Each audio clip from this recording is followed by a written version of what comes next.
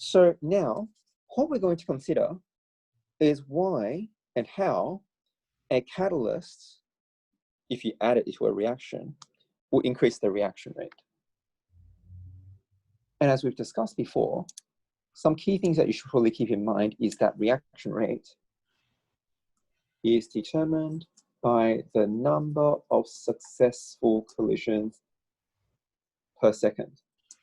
In other words, the reaction rate is determined by the rate of successful collisions. In other words, the more successful collisions you get per second, the faster the reaction rate. What does a successful collision involve?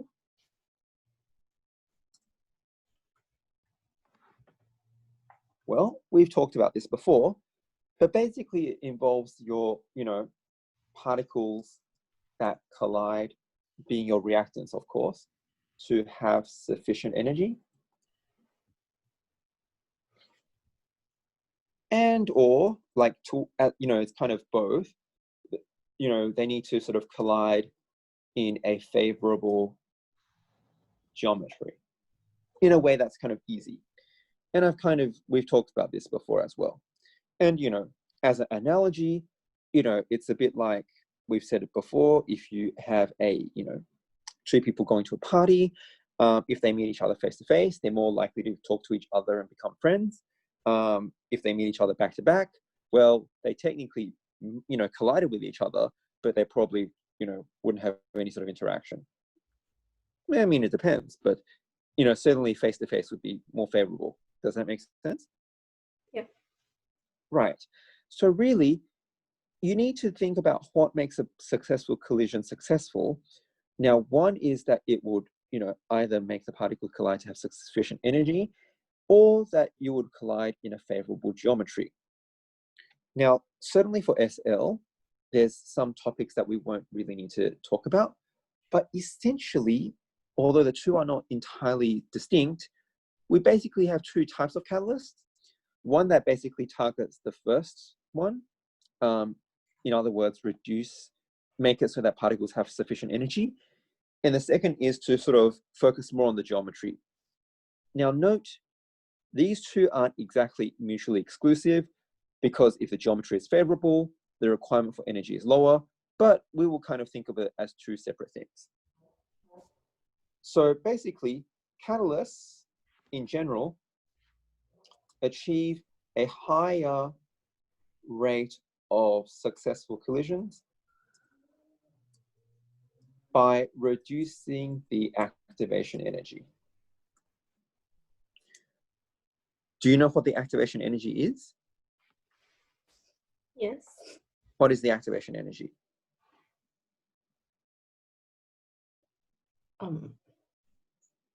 It is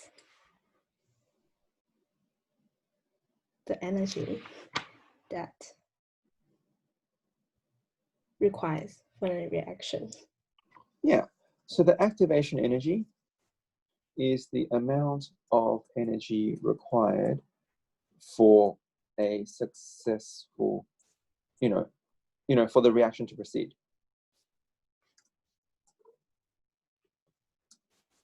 So the key thing you need to understand right now is that any catalyst must achieve a reduction in activation energy. So if we look at, for example, an enthalpy diagram, we would say, your reactants are here, and for an exothermic reaction, your products are here.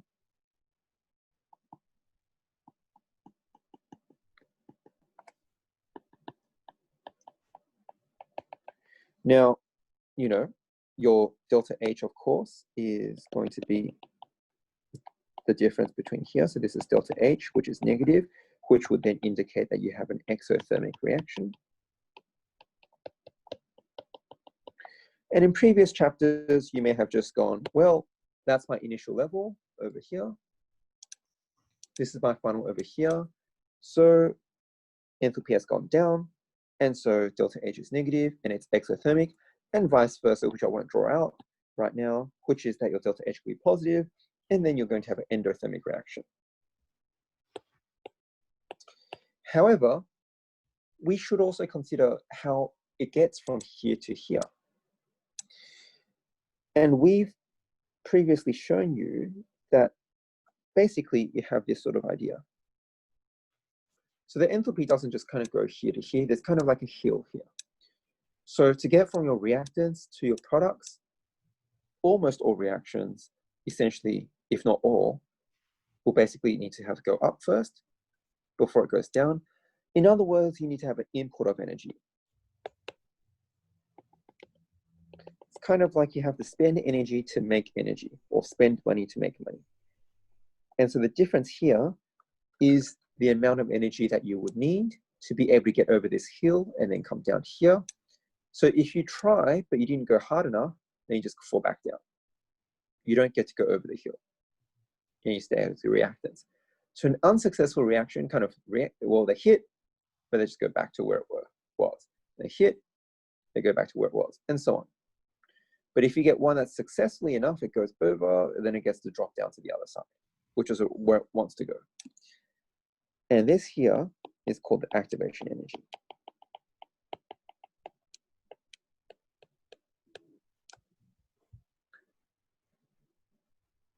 Now, before we bring in catalysts, this is not different. It is actually related to the Maxwell-Boltzmann distribution that we were talking about before.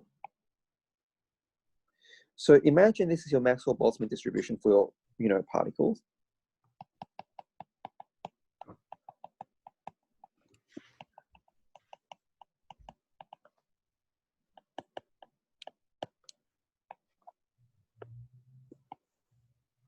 And this is your energy level.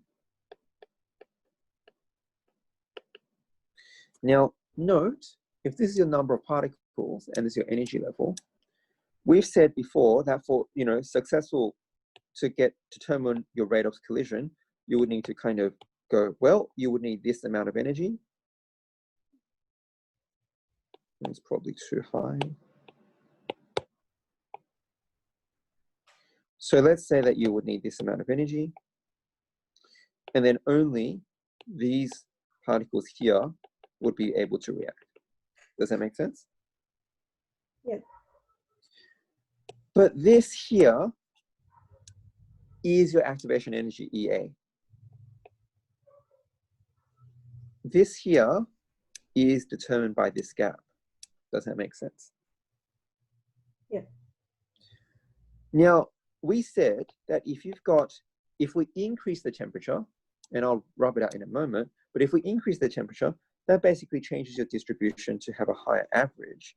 And what that results in is basically more particles meeting this criteria, right?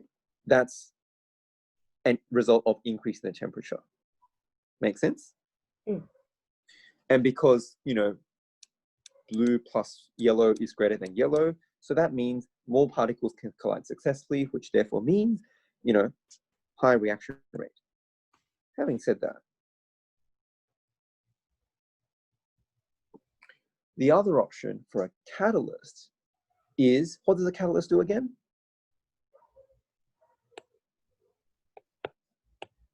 What were the things in bold earlier, or in capitals?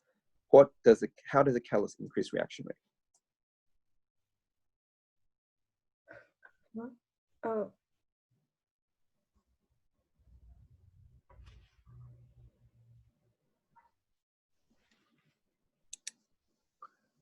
Catalysts, in general, achieve a higher rate of successful collisions by Reducing the activation energy.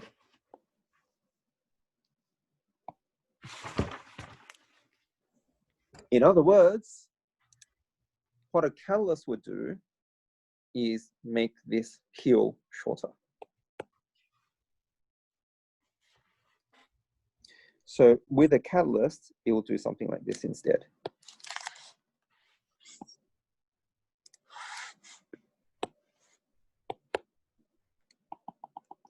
So there is still an EA, but this is with catalyst. And the key thing to note is, assuming you have, you found a, correct catalyst for your equation, then the EA with the catalyst, the aim, of course, is that it's less than the EA without catalyst.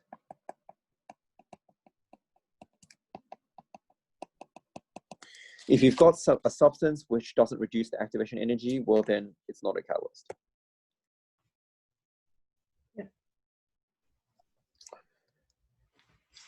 And so, what does that mean here?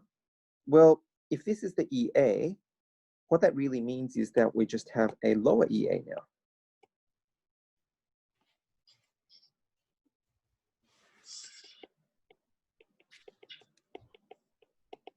So this is now the EA with catalyst, which means, of course, because you've now lowered the requirements, more particles can now react, including the one that could get through before. So what that really then means is a bit like if you've got, for example, a course that everyone wants to get into, and that course needs you to score, for example, 95.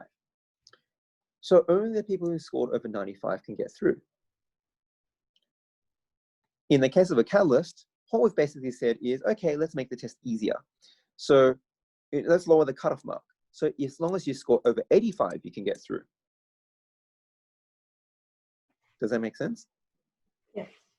So increase in temperature is like making everyone smarter. We're making everyone score higher test results, by making them study harder. But, if it's a catalyst, we basically just go, okay, let's reduce our cutoff mark. Yes. So in general, all catalysts reduce activation energy, which then results in this diagram, meaning that the cutoff is lower, which therefore, of course, means more particles meet that cutoff compared to before, which therefore would mean that would increase the reaction rate. Yeah. Now that is the general idea, but basically what we're going to now need to discuss, because we want to talk about it in detail, is how do catalysts achieve this?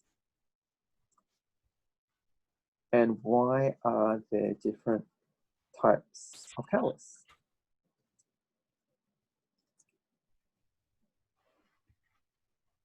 These are really the questions that we need to be thinking about right now.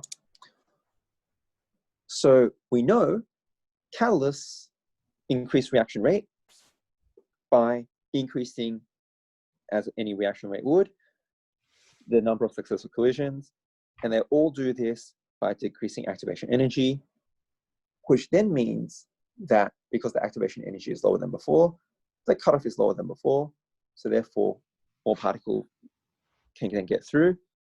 Our question now is, how is this achieved? And what are the different types of catalysts?